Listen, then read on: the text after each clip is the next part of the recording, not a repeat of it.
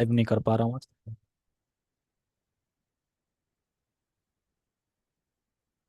ओह, charge खत्म हो गया।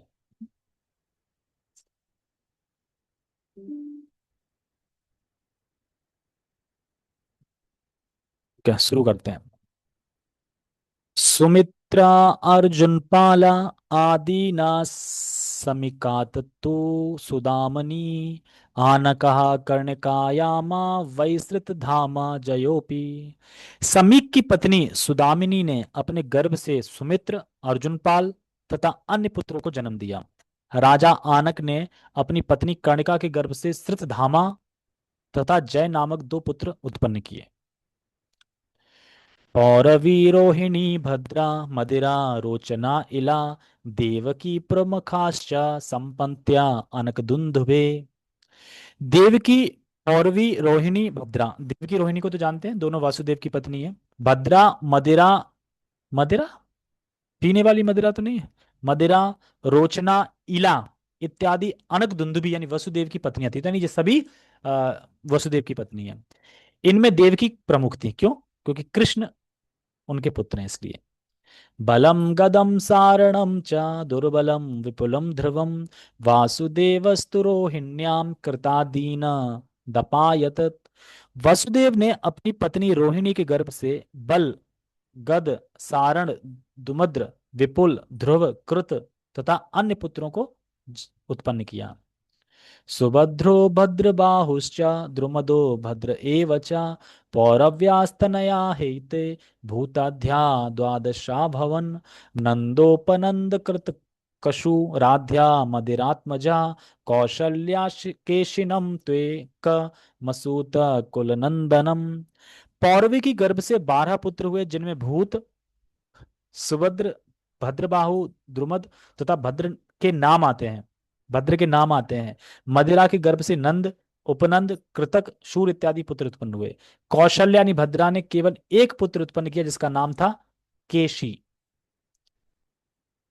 रोचनायामतो जाता हस्त हेमांगदादया इलाया मरुवल्कीदि अन्यो दुखो ख्यान जी जन।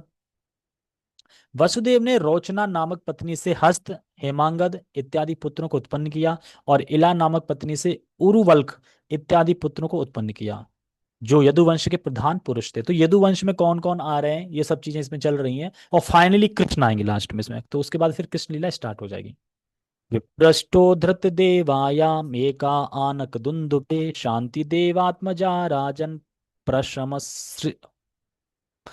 प्रशम प्रसितादया। धृतदेवा पत्नी के गर्भ से अनक दुंदुभी यानी वसुदेव को विप्रष्ट नामक पुत्र की प्राप्ति हुई। वसुदेव की दूसरी पत्नी शांति देवा के गर्भ से प्रशम, प्रसित इत्यादि पुत्रों ने जन्म लिया। तो ऐसा नहीं कि वसुदेव के सिर्फ कृष्ण ही हुए थे या ये, और उनकी पत्नियों से बहुत सारे पुत्र उत्पन्न हुए थे।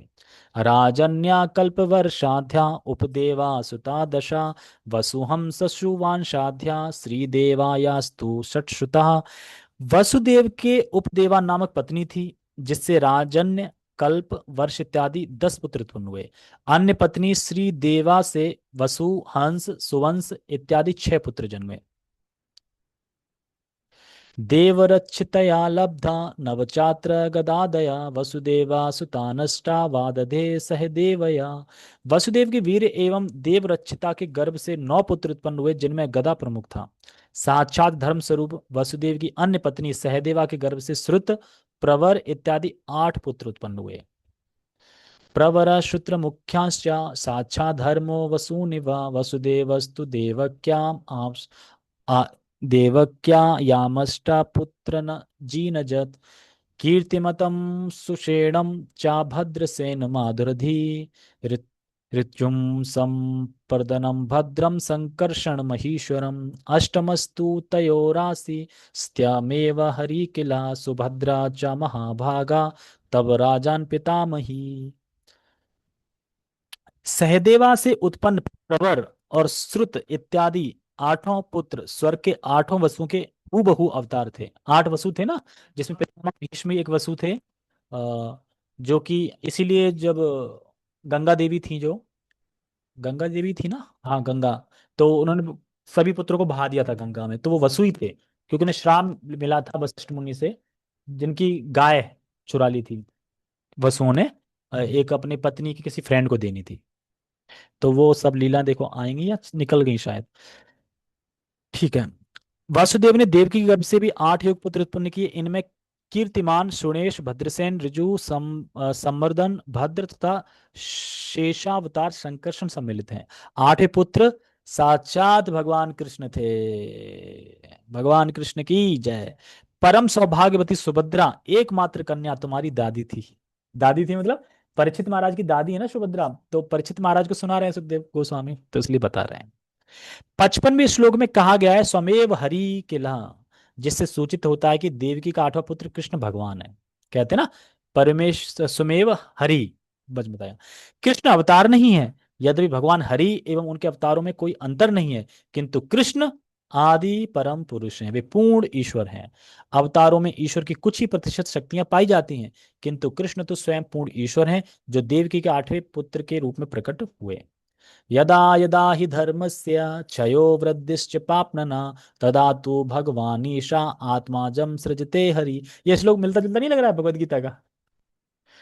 जब जब धर्म की हानि होती है और अधर्म की वृद्धि होती है, तब तब परम नियंता श्री भगवान हरि स्वेच्छा से प्रकट होते हैं। तात्पर्य, जिन नियमों से भगवान इस धरा पर अवतरित होते हैं उनकी व्याख्या इस श्लोक में हुई है। इन्हीं नियमों की व्याख्या स्वयं भगवान ने भगवत गीता में भी की है। यदा यदा हि धर्मस्य ग्लानिर्भवति भारत, अभ्युत्थानम धर्मस्य तदात्मानं सृजामि हम। हे भारत, जब जब और जहां जहां भी धर्म का हास्य होता है, धर्म मतलब कि जब जहां पे ऐसी चीजें होने लगती हैं जो धर्म नहीं है, तब तब भगवान वहां प्रकट होते हैं। हो सकता है अपने नाम के रूप में प्रकट हो सकता है अपने भक्तों के रूप में प्रकट हो, लेकिन किसी न किसी रूप में प्रकट होंगे और उस धर्म का अधर्म का नाश करेंगे। तो जब जब अधर्म प्रधान होता है जहां, तब तब मैं अवतार ग्रहण करता हूँ। जैसे द्रौपदी का जब चीरहरण हो रहा था, तो अधर्म हो रहा था वहां पे, और भगवान कहते जहां जहां अधर्म होता है वहां मैं प्रकट होता हूँ। तो वो साड़ी के रूप में आए ना, प्रकट हुए और वहां पे अधर्म का नाश किया। वर्तमान युग में श्री चैतन्य महाप्रभु के रूप में हरे कृष्ण आंदोलन का सूत्रपात करने के लिए भगवान प्रकट हुए हैं। वर्तमान समय में कलयुग में लोग अत्यंत पापी तथा मंद बुद्धि हैं। उन्हें आध्यात्मिक जीवन का कोई ज्ञान नहीं है, और वे मानव रूप के लाभों का दुरुपयोग कुत्तों बिल्लियों की तरह जीवन बिताने में कर रहे हैं। ऐसी परिस्थितियों में श्री चैतन्य महाप्रभु ने हरे कृष्ण आंदोलन का सूत्रपात किया, जो कृष्ण से अभिन्न है। यदि कोई इस आंदोलन से संबंध जोड़ता है, तो वह भगवान के सानिध्य में आता है। लोगों को हरे कृष्ण मंत्र कीर्तन का लाभ उठाना चाहिए और इस कलयुग में उत्पन्न सारी समस्याओं को छुटकारा पाना चाहिए। शिला प्रभुपाद जी कहते भी हैं कि अगर युद्ध को टालना है, परिस्थिति को सही करना है, तो हरे कृष्ण कीर्तन करो, संकीर्तन निकालो और नगर नगर जाओ, हरे कृष्ण बोलो और हरे कृष्ण भजो और हरे कृष्ण बुलवाओ। ये सब करना पड़ेगा। इससे क्या है कि भगवान का माइंड फिर चेंज जाता है कि अभी तो चलो अच्छा है, अभी अभी अभी मत वर्ल्ड वार, अभी ठहर जाओ। तो अभी फिर से पाप बढ़ गया, अब फिर आ रहा है। आ रहा है क्या, चल ही रहा है। ना हास्य जन्मनो हेतु कर्मणो वा महीपते, आत्ममायां विनश्यस्य परस्य दृष्टरात्मना। हे महाराज परीक्षित, भगवान के प्राकृत्य और तिरोधान या कर्मों का एकमात्र कारण उनकी निजी इच्छा है। मतलब भगवान अपनी इच्छा से लीला करते हैं, भगवान की इच्छा ही है कि वो प्रकट हो रहे हैं, वो अंतर्धान हो रहे हैं, लीलाएं कर रहे हैं। ऐसा नहीं कि वो किसी के वश में होके कर रहे हैं। वो क्योंकि हम जो जन्म लेते हैं, तो हमें वश में होके जन्म लेना पड़ता है, क्या इस घर में जन्म लोगे, ये पिता बनेगा, ये है, हम बाध्य होके लेना पड़ता है जन्म। भगवान बाध्य होकर जन्म नहीं लेते, भगवान तो अपनी इच्छा से जन्म लेते हैं। इच्छा से माता पिता सिलेक्ट करते हैं किसको बनाना है। परमात्मा रूप में वे सर्वज्ञ हैं, फलस्वरूप ऐसा कोई कारण नहीं है जो उन्हें प्रभावित करता हो, यहां तक कि सकाम कर्मों के फल भी नहीं। तात्पर्य, इस श्लोक में भगवान तथा एक सामान्य जीव का अंतर बताया गया है। मतलब एक जीव में और भगवान में क्या डिफरेंस है वो बताया गया है।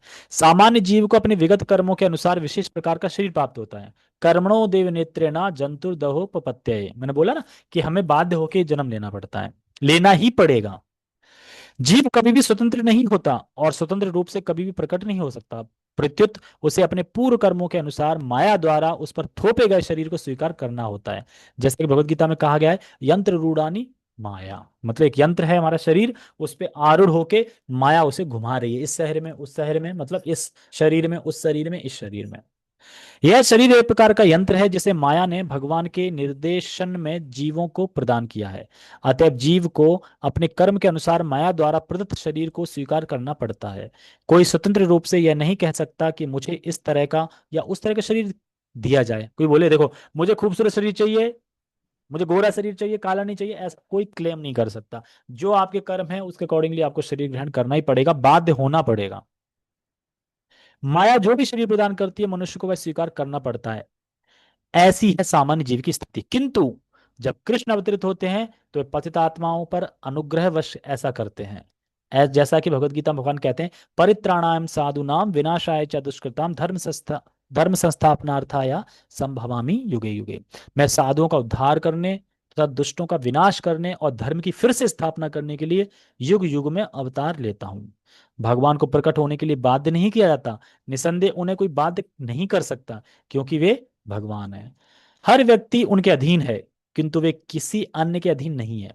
जो मूर्ख लोग अज्ञान के कारण सोचते हैं कि वे कृष्ण के समकक्ष हैं या कृष्ण बन सकते हैं, उनकी हर तरह से निंदा की जाती है। लोग कहते हैं ना, मैं ही कृष्ण हूं, मैं ही भगवान हूं, या हम बन सकते हैं। कृष्ण सामान्य व्यक्ति थे, वो तो देखो एक बहेलिया ने एक जरा नाम के उसने तीर मारा और कृष्ण मर गए। अरे तीर से तो अभी भी कोई नहीं मरेगा, तब कैसे मर जाएंगे। कोई ना तो कृष्ण के तुल्य है ना उनसे बढ़कर, इसलिए उन्हें असमर्थ कहा गया है। विश्व कोश के अनुसार माया शब्द का प्रयोग मिथ्या अहंकार के रूप में किया जाता है और दया के रूप में भी। सामान्य जीव जिस शरीर में प्रकट होता है वह उसके लिए एक प्रकार से दंड है। तो ये क्या है हम शरीर प्राप्त करें, दंड है ये एक तरह से। जैसा ही भगवत गीता में कहते हैं, देवी ऐसा गुणमयी मम माया दुरत्या माया में माँ में भी ये प्रपद्यन्ते माया में ताम तरन्ते थे। मेरी इस देवी शक्ति को जो जो तीन भौतिक गुणों से बनी है, सतोगुण रजोगुण तमोगुण, उसको पार कर पाना दुष्कर है। लेकिन जब श्री कृष्ण अवतरित होते हैं तो माया का अर्थ होता है भक्तों तथा पतितात्माओं पर कृष्ण की कृपा या अनुग्रह। तो भगवान कृपा करने के लिए आते हैं। भगवान अपनी शक्ति से हर एक का भी उद्धार कर सकते हैं, चाहे वे पापी हो या पुण्यात्मा। और किया ही। जगाई मधाई कितने पापी थे, ब्राह्मण थे, तो उनका उद्धार किया ना भगवान ने, इस तरीके से। तो ठीक है, बाकी हम इसको कल पढ़ेंगे, अभी तो ये है बड़ा काफी। तो इसमें भगवान की एक तरह से भगवान की व्याख्या की जा रही है कि भगवान कृष्ण हैं कौन, उनके बारे में बताया जा रहा है, क्योंकि वो आने वाले हैं तो आने से पहले थोड़ा बहुत पता होना चाहिए ना। तो हम श्लोक क्रमांक 48, 58 है कि 48 है, 58, 58 को हम कल पढ़ेंगे, ठीक है। हरे कृष्णा। जगत गुरु शिल प्रभुपाद की जय, श्रीमद भागवतम की जय। किसी को कुछ पूछना है?